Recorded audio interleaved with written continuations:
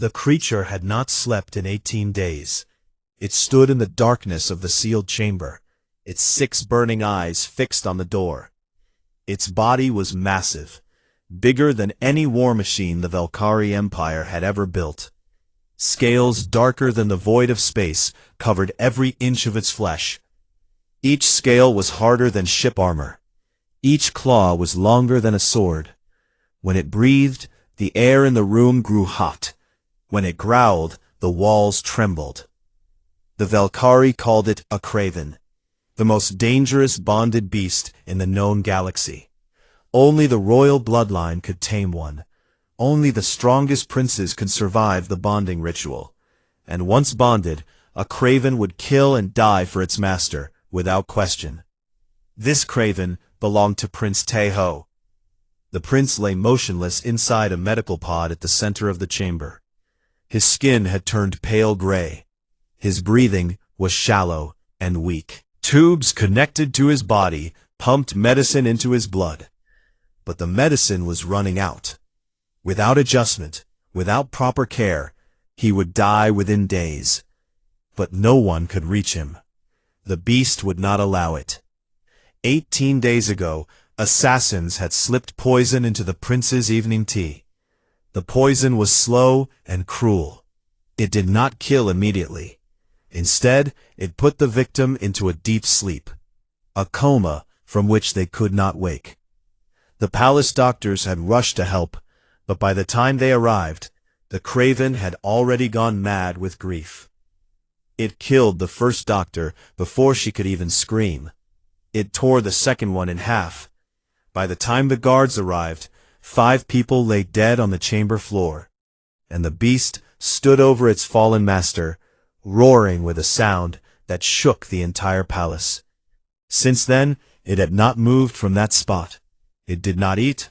It did not sleep. It only waited, watching the door, ready to destroy anything that came through. General Sung Ho had tried to reason with it. He was the prince's closest friend and advisor, a warrior who had fought beside Taeho in 3 wars. He thought perhaps the beast would recognize him. Perhaps it would understand that he only wanted to help. He was wrong. The craven had taken his arm before he could speak a single word. Only his combat reflexes saved his life. He had crawled out of the chamber with blood pouring from the stump where his limb used to be. And the beast had not even chased him. It simply returned to its position over the prince and continued its watch. After that, the High Council tried everything. They sent telepaths, beings with the power to reach into minds and calm savage thoughts. The craven killed them all. Its mind was a fortress of rage and grief, and any telepath who touched it died screaming. They sent sedation drones, small machines designed to pump sleeping gas into enclosed spaces. The craven crushed them like insects before they could release a single drop. They sent soldiers in full battle armor, the best warriors the Empire had to offer. The craven did not even slow down. It moved through them like a storm through paper, and when it was done, nothing remained but twisted metal and blood. 14 beings had died trying to save Prince Taeho. 14 corpses had been dragged out of that chamber. And still the beast stood guard. And still the prince's life faded away. Advisor Hana stood before the High Council, her face pale with exhaustion. She had not slept in days. None of them had. The entire empire was watching. If Prince Taeho died, the succession would collapse. War would follow. Millions would suffer. Her voice was flat and tired. Every method has failed. Every species we have contacted has refused to help once they learned a craven was involved. They would rather let the prince die than face that creature. The council members murmured among themselves. Fear hung heavy in the air. No one wanted to speak the truth, but everyone was thinking it. The prince was going to die. General Sung Ho sat at the far end of the table, his regenerating arm wrapped in healing mesh. The new limb was growing back slowly, finger by finger, bone by bone. but the pain in his eyes had nothing to do with his wound. "There must be something," he said quietly. "Someone, somewhere in this galaxy. There must be a being who knows how to calm a bonded craven." Advisor Hana shook her head. "We sent emergency beacons to every sector. We offered wealth beyond imagination. We promised anything they asked for." She paused. Only one response came back. The council grew silent. "From where?" the eldest council member asked. Hana's expression was strange. It was not hope. It was not despair. It was something closer to confusion. "From a human," she said. The word fell into the silence like a stone into still water. Humans, that young species from the distant arm of the galaxy. They had only been traveling between stars for 300 years. They had no telepathy, no natural weapons, no special abilities of any kind. Their bodies were soft and fragile. Their lifespans were short. By galactic standards, they were barely more than children stumbling out of their cradle. "A human?" General Sung-ho repeated. His voice was heavy with disbelief. "That is your solution? A human would not last 3 seconds against the craven. It would be dead before it could blink." "I know," Hana replied, "but he is the only one who answered, and he is already here." She pressed a button on the table, and the chamber doors slid open. The being who walked in was small, so terribly, impossibly small compared to the Valkyrie around him. He had no scales, no claws, no armor of any kind. His skin looked soft enough to tear with a gentle touch. His eyes were round and dark, and they moved around the room with calm curiosity rather than fear. He wore simple clothes, the kind a common worker might wear. His hair was black and messy. There was dirt under his fingernails and old stains on his jacket. He looked like exactly what he was, a cargo pilot from the outer stations, a nobody from a nobody species, completely out of place in the grand halls of the Valkyrie Palace. His name was Do-yun. "So," he said, looking around at the assembled council. His voice was quiet but steady. "Where is this beast I have heard about?" General Sung-ho rose from his seat. His anger was barely contained. "You cannot be serious. This is a joke, some kind of insult." Do-yun met his gaze without flinching. "No joke. I came because you offered payment. I need that payment, so I will try." "You will die," Sung-ho said flatly. Do-yun smiled. It was a small, tired smile, the kind a person makes when they have heard the same thing many times before.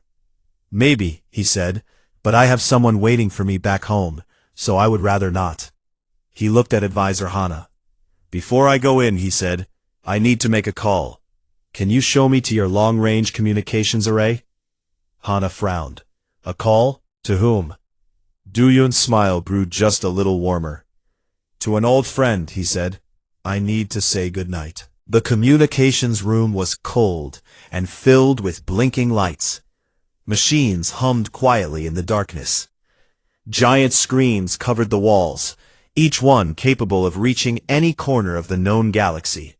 Do-yun stood alone in front of the main console.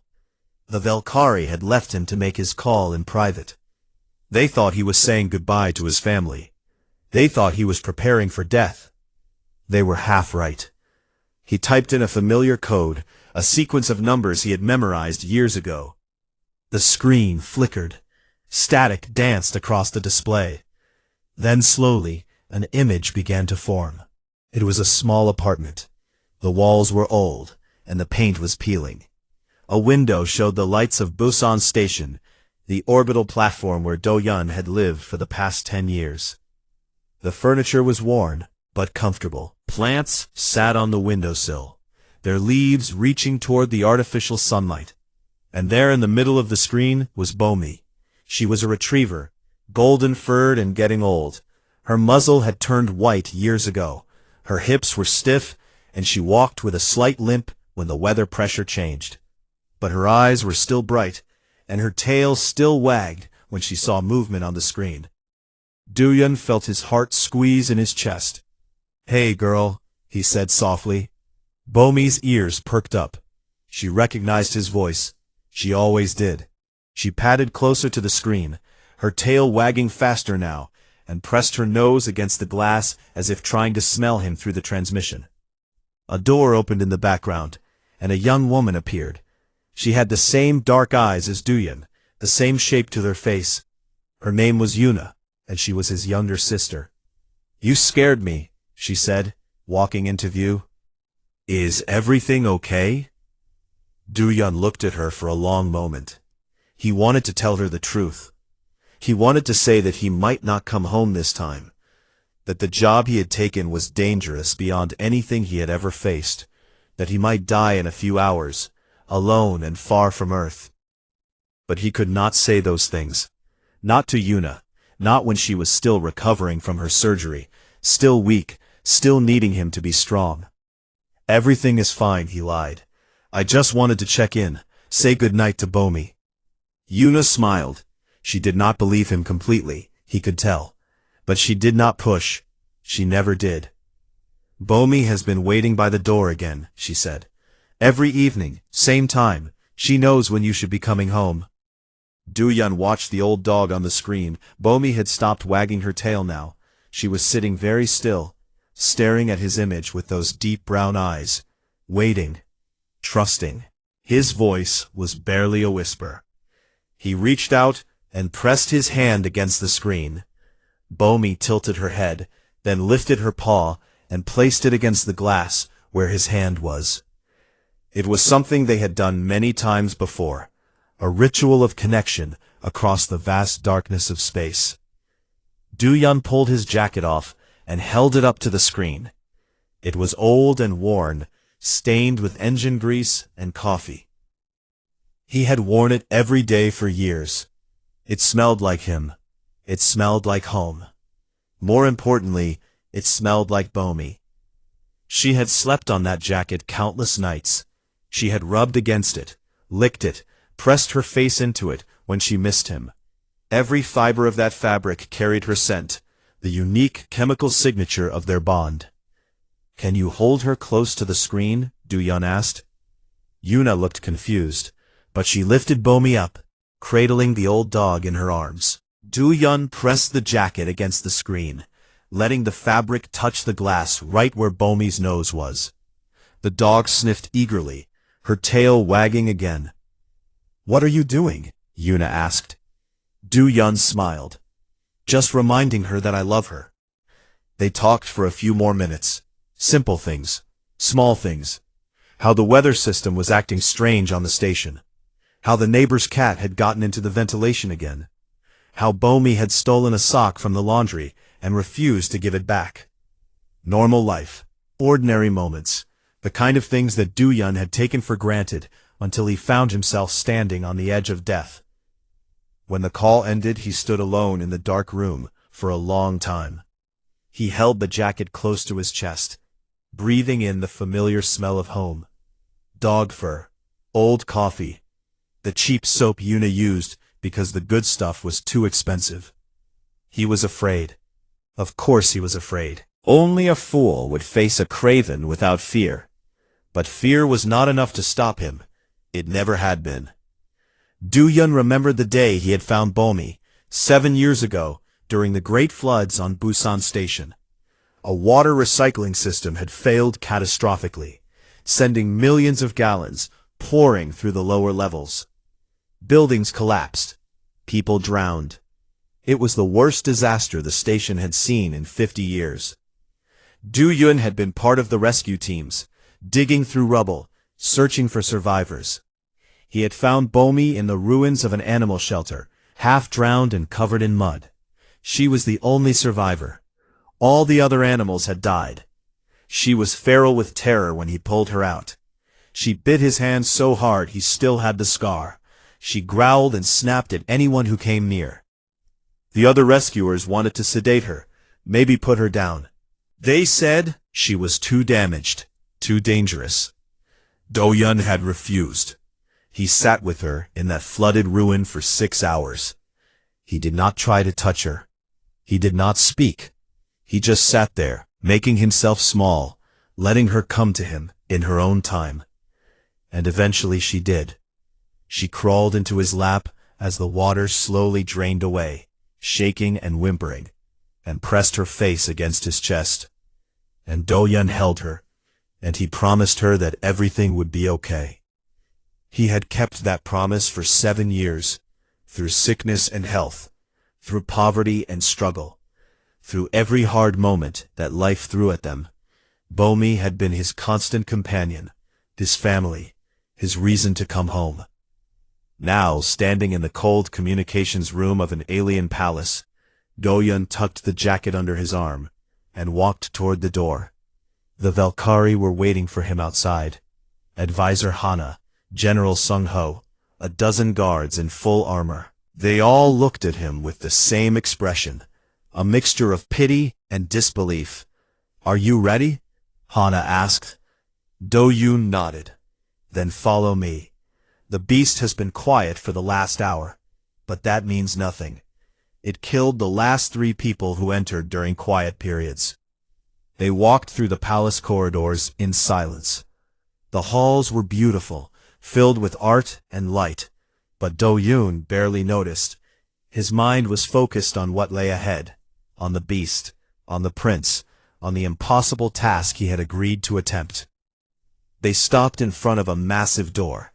It was made of metal thicker than Do-yun was tall, covered in claw marks and dents.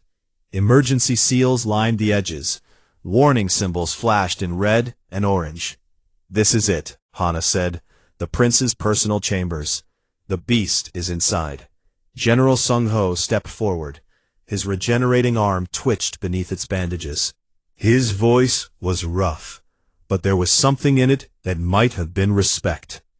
"Whatever happens in there, know that the Empire will remember your courage." Do-yun looked at him. "I am not doing this for your empire, General. I am doing this for the money. My sister needs it." Sung-ho studied him for a moment, then nodded slowly. "An honest answer. I can respect that." Do-yun turned to face the door.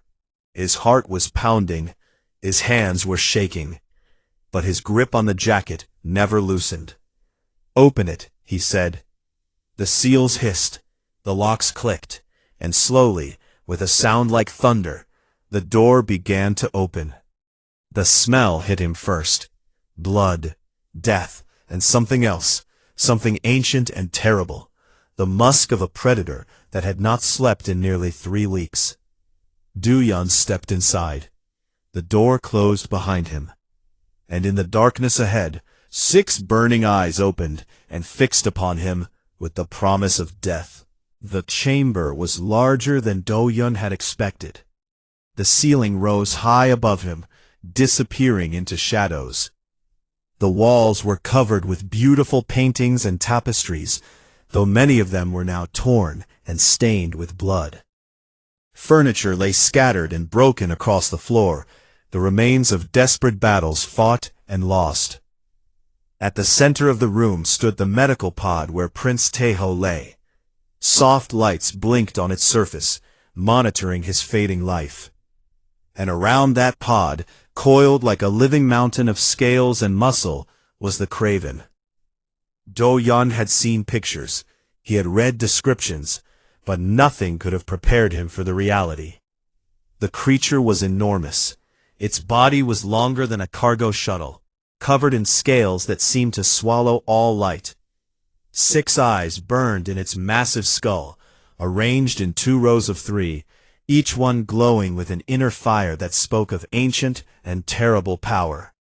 Its claws were the length of swords, curved and sharp enough to cut through starship armor. When it breathed, steam rose from its nostrils, and the air grew thick with heat. But it was not the size or the claws or the burning eyes that made Do-yun's blood run cold. It was the way the beast looked at him. There was intelligence in those eyes, deep, wounded intelligence. The Craven was not a mindless animal. It knew what it was doing. It knew why it was killing.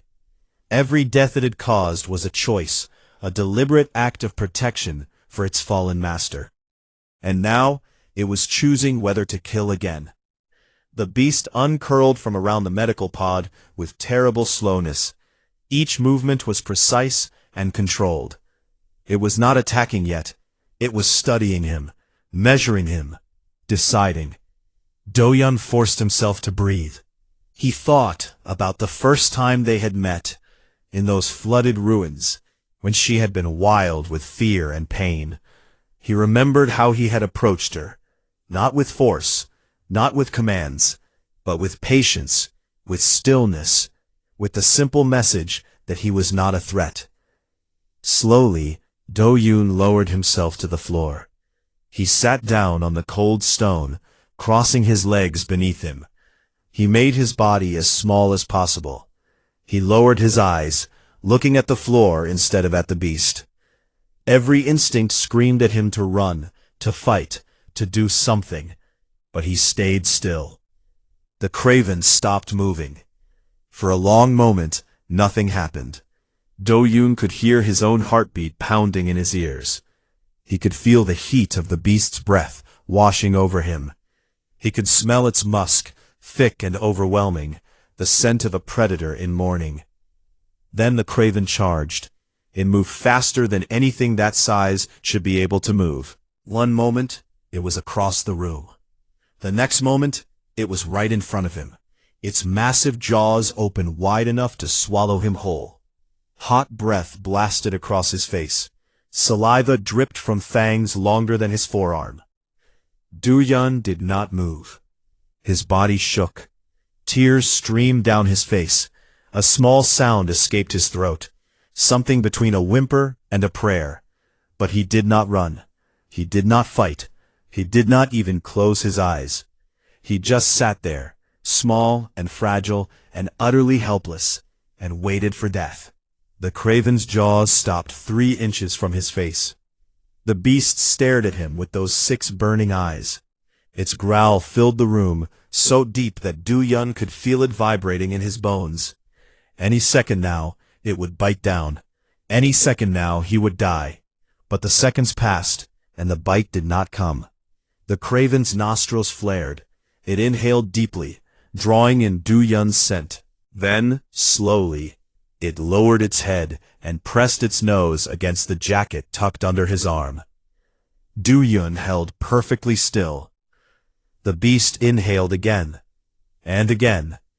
Each breath was deep and searching, pulling in the scents trapped in the worn fabric. Engine grease, coffee, the soap from his apartment, and underneath all of that, something else, something that made the craven pause. Dog. The scent of Bomi was woven into every thread of that jacket. Years of sleeping beside her, playing with her, holding her close on cold nights. Years of shared meals and shared warmth and shared love.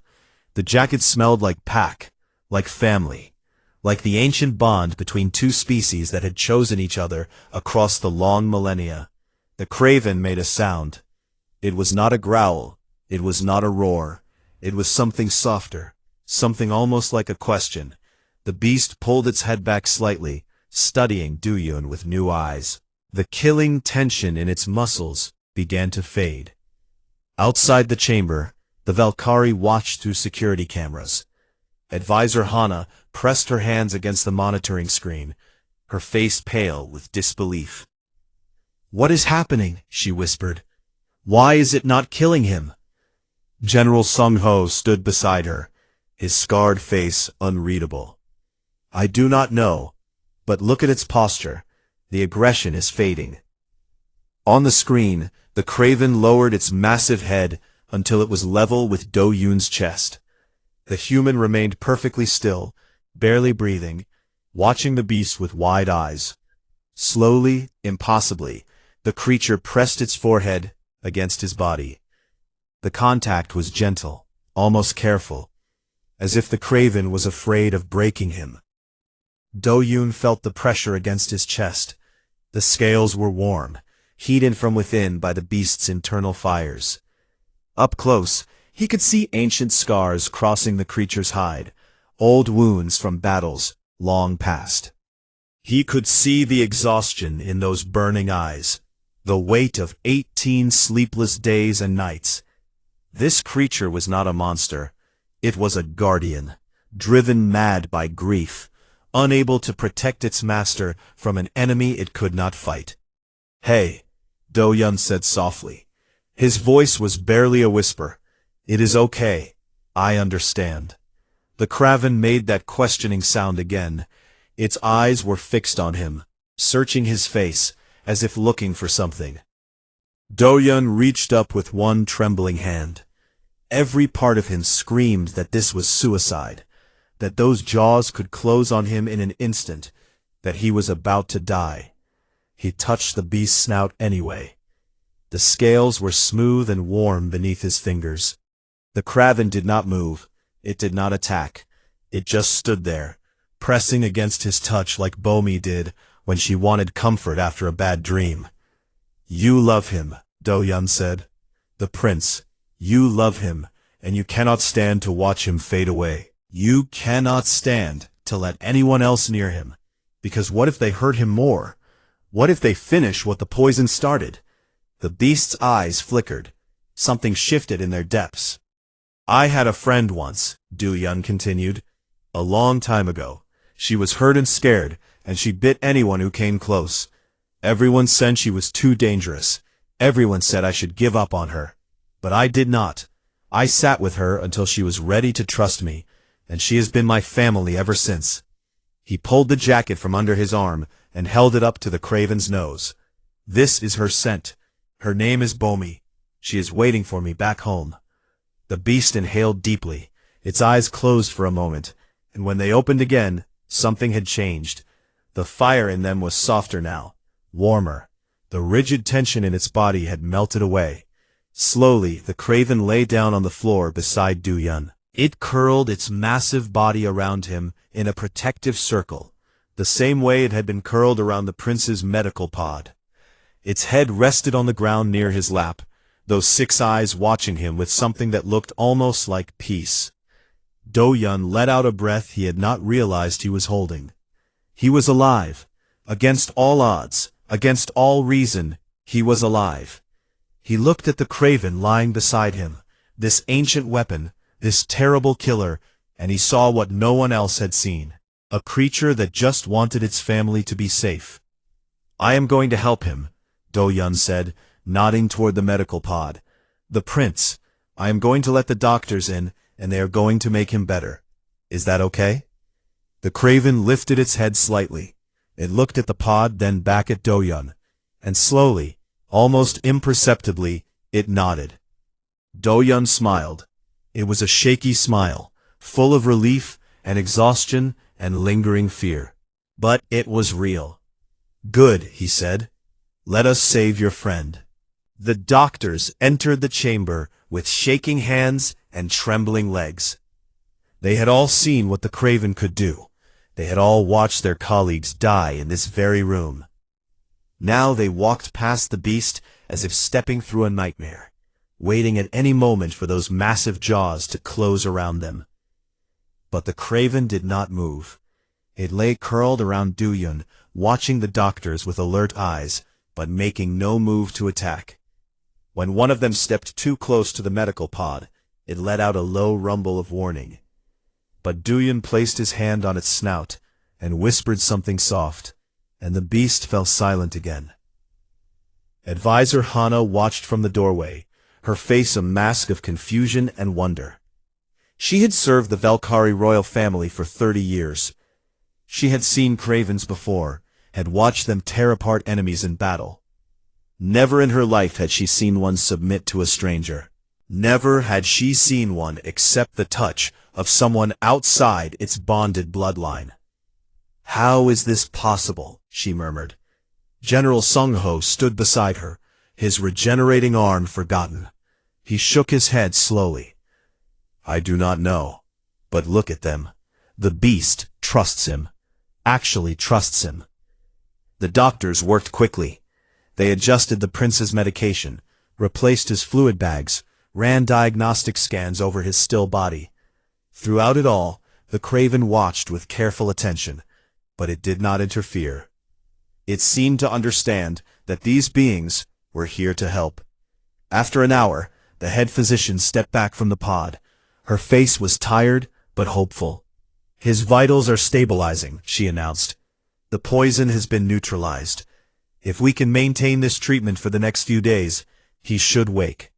A wave of relief passed through the room. Advisor Hana closed her eyes for a moment, breathing out tension she had been holding for 18 days. The prince would live. The succession was saved. The empire would not fall into chaos. But her relief quickly gave way to curiosity. She walked into the chamber, approaching Doyun and the Craven with careful steps. The beast lifted its head as she drew near, watching her with those 6 burning eyes. But it did not growl. It did not threaten. "Human," Hana said, "explain what you did. How did you calm this creature when every other method failed?" Doyun was sitting with his back against the Craven's side, the jacket spread across his lap. He looked exhausted but calm. The beast's warmth radiated through him, keeping away the cold of the stone floor. "I did not calm it," he said. "I just showed it something it recognized." "What do you mean?" Doyun thought for a moment, trying to find the right words. These beings had never known a dog. They had never felt the simple joy of coming home to a wagging tail and a happy bark. How could he explain something so deeply human to creatures who had no frame of reference? "On my planet," he began, "there is an animal called a dog. They are not very big. They are not very strong. They cannot fly or breathe fire or tear through armor. By your standards, they are weak and useless." Hana tilted her head. "Then why do you keep them?" "Because they chose us," Doyun said. "A very long time ago, before humans built cities or ships or anything else, we lived in small groups on a wild and dangerous world. We were weak too. We had no claws, no fangs, no armor. There were bigger predators everywhere, hunting us, eating us, making us afraid." He stroked the jacket absently, feeling the texture of the worn fabric. "But the wolves came.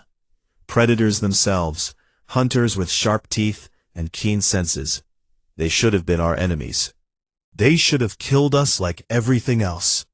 But instead, something strange happened." "What?" Hana asked. "We made friends." The Craven shifted slightly, pressing closer to Doyun as if listening to the story. "No one knows exactly how it started," Doyun continued. "Maybe some humans shared their food with a hungry wolf. Maybe some wolves helped humans hunt larger prey. Whatever the reason, 2 species that should have been enemies became partners instead. And over thousands of years, wolves became dogs. They changed for us, and we changed for them. We learned to read their expressions, to understand their barks and whines. They learned to trust us, to love us, to follow us anywhere." He looked at the Craven beside him. That bond created something special. A chemical signature, something scientists call pheromones. Humans and dogs share certain scents that signal trust and family and pack. It is written into our biology now. After so many generations together, we carry each other's signatures in our very skin. Hana was beginning to understand, and this beast recognized that signature? Cravens shared genetic ancestry with creatures that visited Earth long ago, Doyun said. "I read about it in old xenobiology texts. Those ancient creatures eventually evolved into the cravens you know today. But deep in their biology, they still carry memories of what they once were. And what they once were is not so different from what dogs are now." He held up the jacket. "My dog Bomi has slept on this jacket for years. Her scent is soaked into every fiber." When the Craven smelled it, something in its ancient brain recognized the signal. Pack, family, trust. The same signal that dogs and humans have been exchanging for thousands and thousands of years. His expression was strange, caught somewhere between disbelief and wonder. "You are saying," he said slowly, "that your species formed a bond with predators through kindness? Through sharing food and warmth?" "Through love," Doyun said simply. We loved them. They loved us back. And that love changed both of us forever. The room fell silent. The Valkyrie looked at each other, trying to process what they had just heard. In their experience, bonding with dangerous creatures required power, control, dominance. The Craven bonding ritual involved blood and pain, and the assertion of superior will. But humans had done it differently. They had not conquered their predators. They had befriended them. And somehow, impossibly, that ancient friendship still echoed across the galaxy, reaching into the heart of a grief-stricken beast and reminding it of something long forgotten. "Your species is very strange," Hana said finally. It was a tired sound, but genuine. "I know. We confuse ourselves sometimes." The Craven lifted its head and pressed its snout against Do-Yun's cheek. The gesture was gentle, almost affectionate. Do-Yun reached up and scratched behind one of its massive ears, and the beast let out a sound that was startlingly similar to a purr. "Look at that," General Sung-Ho murmured. "It likes him." "It recognizes him," Hana corrected. "As family, as pack." She paused, watching the strange pair with new eyes. Humans, who would have thought? A species so small and fragile, yet carrying within them a power that no weapon or technology could match. She turned to leave, then stopped at the doorway. "Human, Do-Yun, the prince will want to meet you when he wakes. You saved his life and the life of his bonded beast. The Empire owes you a debt that cannot easily be repaid." Do-Yun shook his head. "I did not do it for debts or rewards. I did it because I understood what the Craven was feeling." He looked at the beast beside him, at those 6 burning eyes that now held warmth instead of rage. "Losing someone you love makes you do desperate things. I have felt that fear. I could not just walk away from it." Hana studied him for a long moment. Then, slowly, she bowed her head in a gesture of deep respect. "Perhaps," she said, "we have much to learn from your kind." She left the chamber. The doctors followed, their work complete for now, and Do-Yun remained where he was, sitting in the warmth of the Craven's body, waiting for the prince to wake. The beast closed its eyes. For the first time in 18 days, it allowed itself to rest. And somewhere far away, on a small orbital station, circling a blue and green world, an old golden dog wagged her tail in her sleep, and dreamed of her human coming home. 6 days passed. Do-Yun spent most of that time in the prince's chamber, sitting beside the medical pod, while the Craven kept watch over them both. The beast had not returned to its mad grief. It slept when it needed to sleep. It ate when the servants brought food. It allowed the doctors to come and go freely, though it always watched them with careful eyes. But it never strayed far from Do-Yun. When he stood up to stretch his legs, the Craven would follow him with its gaze. When he sat back down, it would curl closer to him, pressing its warm scales against his side. It was as if the beast had decided that this small, fragile human was now part of its pack, and it would protect him just as fiercely as it protected its master. The palace servants did not know what to make of it. They whispered among themselves, spreading stories about the strange human who had tamed the untamable. Some said he was a secret telepath, hiding his powers. Others said he had made some kind of dark bargain with ancient forces. A few even suggested that he was not human at all, but some shape-shifted being wearing a human form. Do-Yun ignored the whispers. He had heard stranger rumors in the cargo hauling business. On the morning of the 6th day, Prince Taeho opened his eyes. Do-Yun was dozing against the Craven's side when he heard a soft sound from the medical pod. He looked up to see the glass lid sliding open, steam rising from within. And there, slowly sitting up with the careful movements of someone returning from a long sleep, was the prince. Taeho looked different from the images Do-yun had seen in the palace halls. In those portraits, he was strong and proud, dressed in royal armor, standing beside his magnificent beast. Now, he was thin and pale. His dark hair matted against his skull, his eyes still clouded with the remnants of poison. But he was alive. The craven rose to its feet with a sound that shook the room. It moved toward the pod, its 6 eyes fixed on its master, with an intensity that made the air vibrate. For a moment, Do-yun was afraid the beast would knock the prince over in its eagerness. Instead, it stopped just short of the pod and lowered its massive head until it was level with Taeho's face. A low sound rose from its throat, something between a whine and a keen. It was the sound of relief, of joy, of a bond that had survived the edge of death. Taeho reached out with a trembling hand and touched the beast's snout. His eyes filled with tears. "You foolish creature," he whispered. "I heard what you did. All those people, all that blood, just to protect me." The craven pressed closer, making that keening sound again. The prince wrapped his arms around its head as best he could, burying his face in its scales. Do-yun watched from a distance, feeling like an intruder on something deeply private. He began to rise, planning to slip out of the room and leave them to their reunion. But Taeho's voice stopped him. "Wait." Do-yun turned. The prince was looking at him now, his arms still wrapped around his beast. There was curiosity in his eyes, and something else. Gratitude, perhaps, or wonder. "You are the human," Taeho said. "The one who entered this room when no one else could." Do-yun nodded. "My name is Do-yun. I am glad to see you awake, Your Highness." Taeho studied him for a long moment.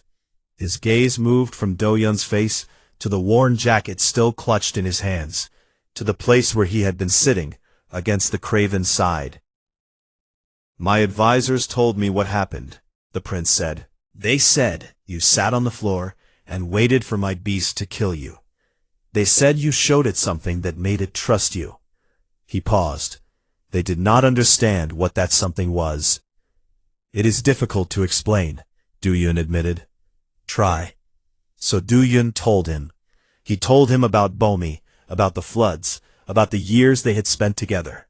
He told him about dogs and wolves, about the ancient bond between 2 species, about the chemical signature of trust that humans carried in their very scent. He told him about sitting in flooded ruins with a frightened animal, waiting for her to choose him. When he finished, Taeho was silent for a long time. The craven had settled beside him, its head resting on the edge of the pod, its eyes half closed in contentment.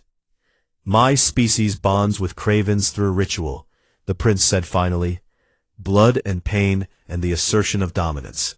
It is how we have always done it. We break them, in a way, and then they are ours." He looked at his beast with new eyes. "But your species did something different. You did not break your animals. You befriended them. You changed together, grew together, became something neither could have been alone." "Yes," Do-yun said simply. Taeho shook his head slowly. "And that bond is so strong that even my craven recognized it. After all these generations, after all the breeding and modification my ancestors did, it still remembered what it meant to be part of a pack that loved it." "Deep down," Do-yun said, "I think all creatures want the same thing. To be safe, to be loved, to have a family that would never abandon them." The prince looked at him. There was something in his eyes that Do-yun could not quite read. "You are not what I expected," Taeho said. "When I heard a human had come to save me, I imagined a warrior, a scientist, someone with special abilities or hidden powers. But you are just a cargo pilot with an old jacket and a dog waiting at home." Do-yun smiled. "Sometimes that is enough."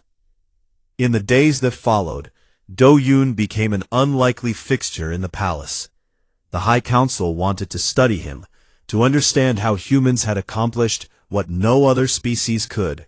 Scholars came from across the empire to ask him questions about Earth, about dogs, about the mysterious bond between human and animal. Do-yoon answered their questions as best he could, but he was growing restless. He missed Bomi. He missed Yuna. He missed the cramped apartment with the peeling paint and the view of Busan Station's lights. He was ready to go home. On the morning of his departure, Prince Taeho summoned him to the throne room. The prince stood at the top of a long staircase, dressed in royal robes, looking stronger than he had a week ago. The craven stood beside him, its scales gleaming in the light. Do-yoon bowed as he had seen others do. It felt awkward and strange, but it seemed important. Taeho descended the stairs until he was standing in front of Do-yoon. Then, to the shock of everyone watching, the prince bowed deeply in return. "In our culture," Taeho said, "this bow is reserved for equals, for those who have earned our deepest respect." Do-yoon did not know what to say. "You saved my life," the prince continued. "You saved my beast from its madness. You showed us something about your species that we never understood before. For all of this, the Empire is in your debt." He reached into his robes and pulled out a small device. It was a credit transfer, loaded with more money than Do-yoon had ever seen. "Your payment," Taeho said, "more than we originally agreed. Your sister's medical expenses are covered. Your own debts are cleared. You will never have to take dangerous contracts again." Do-yoon took the device with trembling hands. He thought about Yuna, about her treatments, about the worry that had kept him awake so many nights. "Thank you," he managed. Taeho smiled. It was a genuine smile, warm and real. "Thank you, Do-yoon of Earth, for reminding a dying prince and his grieving beast that the galaxy still contains wonders we do not understand." The craven lowered its massive head toward Do-yoon one final time. He reached up and scratched behind its ear, and the beast made that purring sound again. "Take care of each other," Do-yoon said. The prince placed his hand on his beast's flank. "We will. Because of you, we have a chance to try again, to be better than we were." Do-yoon walked out of the throne room and did not look back. His ship was waiting at the palace docks. It was a small cargo vessel, old and battered, nothing compared to the sleek warships of the Velkari fleet. But it was his, and it would carry him home. As he broke atmosphere, his communication screen lit up with an incoming call. A familiar bark echoed through the cockpit, and there was Bomi on the screen, wagging her tail so hard her whole body shook. Yuna's face appeared behind her. "You made it. You actually made it." Do-yoon felt tears rolling down his cheeks. He did not try to stop them. "Yeah," he said, "I made it. I will be home soon." Bomi barked again, pressing her nose against the screen, and Do-yoon laughed, really laughed, for the first time in weeks. He had faced a monster and survived, not with weapons or power, but with something far older and far stronger. Simple, patient, unconditional love. The same love that had turned wolves into dogs and made humans into something more than they ever could have been alone. As his ship jumped into hyperspace, Do-yoon pressed his worn jacket against his chest and smiled. Bomi was waiting for him, and that was all that mattered. Behind him, far across the galaxy, a prince and his beast looked up at the stars and wondered what other impossible things humans might teach them. The answer, they suspected, was just beginning.